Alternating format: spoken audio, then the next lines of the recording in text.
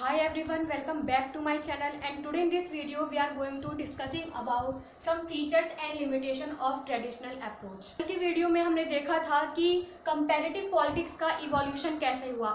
सबसे पहले हमने उसका इंट्रोडक्शन देखा था और उसके बाद उसका इवोल्यूशन देखा था कि उसका इवोल्यूशन कैसे होता है। ठीक है, सबसे पहले ट्रेडिशनल अप्रोच आया और ट्रेडिशनल अप्रोच के बाद मॉडर्न अप्रोच आता है। और ट्रेडिशनल अप्रोच के बाद इसमें क्या प्रॉब्लम थी कि मॉडर्न अप्रोच आया, ये सारी चीज़ें मैंने अपनी पिछली वीडियो में कवर की है। अगर आपने नहीं देखा है तो पहले उसे विजिट करिए, जब आपको ये वाली वीडियो आपको अच्छे से समझ में आएगी। तो चलिए हम बात करते हैं इसके फीचर्स की। तो सबसे पहले क्या था कि फोकस किया जाता था सिर्फ वेस्टर्न कंट्रीज पे। ठीक है, अब नॉन वेस्टर्न कंट्रीज पे फोकस क्यों नहीं किया जाता था? क्योंकि उस टाइम पे वेस्टर्न कंट्री कौन थी? European country. ठीक है, और यूरोपियन जो कंट्री थी उन्होंने सबको अपनी कॉलोनी बना रखा था, हर कंट्री को। तो जो कंट्री कॉलोनी थी वो नॉन वेस्टर्न कंट्री हो गई, तो उन पे फोकस ही नहीं किया जाता था। ठीक है, क्योंकि उनका जो पॉलिटिकल सिस्टम था पूरा, वो तो भाई ब्रिटिश के हाथों में था। ठीक है, जैसे वो चाहे वो वैसे चलाते थे, तो इसीलिए उसका कंपैरिजन नहीं किया जाता था। तो फोकस किया जाता था सिर्फ वेस्टर्न कंट्री पे, because non western country are colony of western country. ठीक है, ये वाला पॉइंट हमारा कवर हो चुका है। दूसरी बात, लीगल इंस्टीट्यूशनल अप्रोच। फीचर्स, दूसरा फीचर्स लीगल इंस्टीट्यूशनल अप्रोच।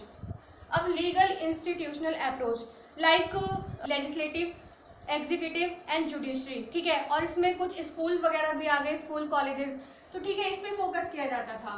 तो ये फीचर्स हो गया ट्रेडिशनल अप्रोच का। ठीक है, लीगल इंस्टीट्यूशनल अप्रोच। अब हम बात करते हैं इसके लिमिटेशन की। तो लिमिटेशन में सबसे पहले है नैरो इन स्कोप। ठीक है, क्योंकि नैरो कैसे?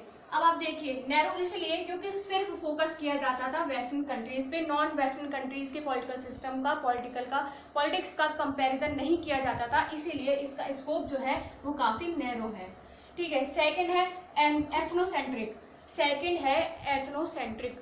ठीक है, अब एथनोसेंट्रिक का मतलब होता है फीलिंग ऑफ सुपीरियोरिटी। ठीक है, सबसे ऊंचा, सुपर, सबसे ऊपर।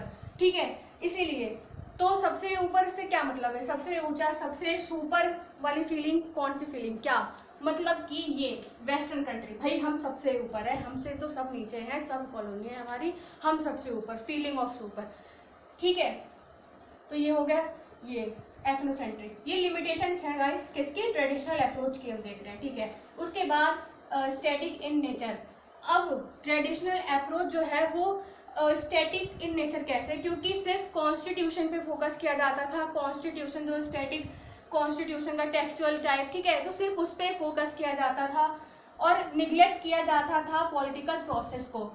पॉलिटिकल प्रोसेस क्या होता है? पॉलिटिकल प्रोसेस होता है पब्लिक पॉलिसी का जो मेकिंग का पूरा प्रोसेस होता है। जैसे हम आज के टाइम में देखते हैं कि पूरा एक प्रोसेस होता है। ठीक है, बिल इंट्रोड्यूस होता है, उसके बाद बिल को पास करवाना पड़ता है लोकसभा राज्यसभा से, उसके बाद प्रेसिडेंट का एसेंट लेना पड़ता है। ठीक है, तो इसके बाद मतलब काफ़ी मुश्किलों के बाद बिल हमारा जो है वो एक कानून, एक एक्ट बन पाता है। ठीक है, तो ये जो था इसे ये लोग निगलेक्ट करते थे और सिर्फ फोकस करते थे इंस्टीट्यूशन पे। Institution like this, institution like judiciary, executive and this.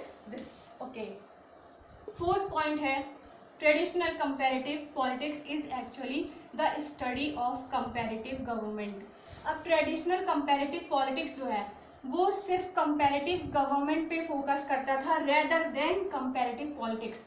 Comparative politics पे फोकस ना करके वो कंपैरेटिव गवर्नमेंट पे फोकस करता था। मतलब जितने भी वेस्टर्न कंट्रीज थी, अब वेस्टर्न कंट्रीज काफ़ी सारी कंट्रीज हो गई, गवर्नमेंट मतलब सिर्फ स्टेट पे फोकस किया जाता था कि स्टेट ऐसा होना चाहिए, स्टेट वैसा होना चाहिए।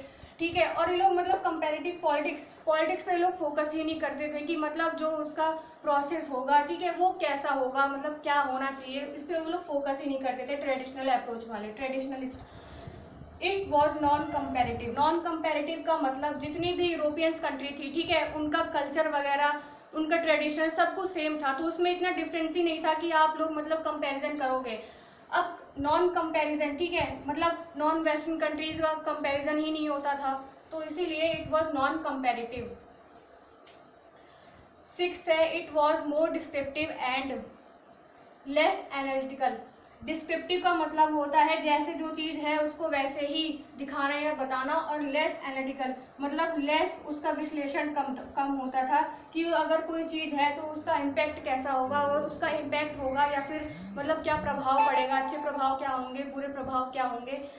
ठीक है दोस्तों, तो ये था it was more descriptive and less analytical, ये इसका इम्पैक्ट हो गया। तो ये हमने देख लिया फीचर्स और लिमिटेशन ऑफ ट्रेडिशनल अप्रोच। ठीक है, इवोल्यूशन वाली वीडियो में मैंने बताया था कि कैसे इवोल्यूशन हुआ उसका, ठीक है, ट्रेडिशनल अप्रोच से कैसे मॉडर्न अप्रोच में आया, क्या प्रॉब्लम थी ट्रेडिशनल अप्रोच में, ट्रेडिशनल अप्रोच से कैसे मॉडर्न अप्रोच आया। ठीक है, अब दोस्तों जब कोई चीज़ आती है तो पहले वाली चीज़ में कोई ना कोई प्रॉब्लम होती है जब भी वो चीज़ आती है। ठीक है, तो प्रॉब्लम क्या था ट्रेडिशनल अप्रोच में, प्रॉब्लम ये था कि आप देखिए कंपैरेटिव पॉलिटिक्स हम पढ़ रहे हैं, तो कंपैरेटिव पॉलिटिक्स का मतलब ही क्या होता है, तुलना करना। ठीक है, तुलना करना और अच्छी चीज़ों की तुलना करना और अच्छा करना अपने सिस्टम, अपने स्टेट को। ठीक है, तो जब कुछ नहीं हुआ ट्रेडिशनल अप्रोच से, इनकी थ्योरी वगैरह, इनकी आइडियोलॉजी, इनका जो भी व्यूज़ वगैरह था, जो भी अप्रोचेस वगैरह थे, वो कुछ काम नहीं आया। वर्ल्ड वॉर 1 हुआ, वर्ल्ड वॉर 2 हुआ, उसके बाद क्या हुआ, वर्ल्ड वॉर 2 के बाद जो नॉन वेस्टर्न कंट्रीज़ थी, जो हमारी नॉन वेस्टर्न कंट्रीज़ थी, वो आज़ाद हो गई। ठीक है, फ्रीडम मिल गया उन्हें, और फिर जब उन्हें आज़ादी मिल गई तो उनका एक अलग ही पॉलिटिकल सिस्टम